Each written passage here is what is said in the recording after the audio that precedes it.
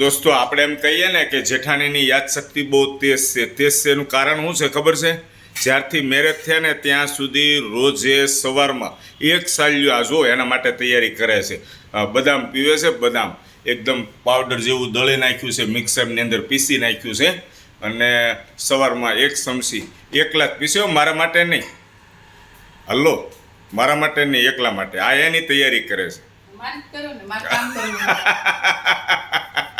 બદામ ખાય એટલે તાકાત આવે, યાદશક્તિમાં વધારો થાય, મગજ તેજ થાય. આપણે આમ તેજ નથી કરવાનું, હે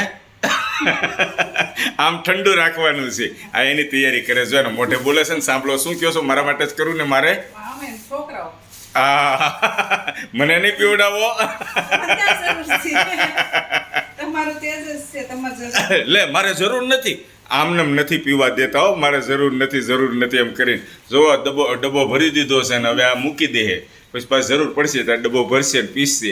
ઓકે, ચાલો, થેન્ક યુ.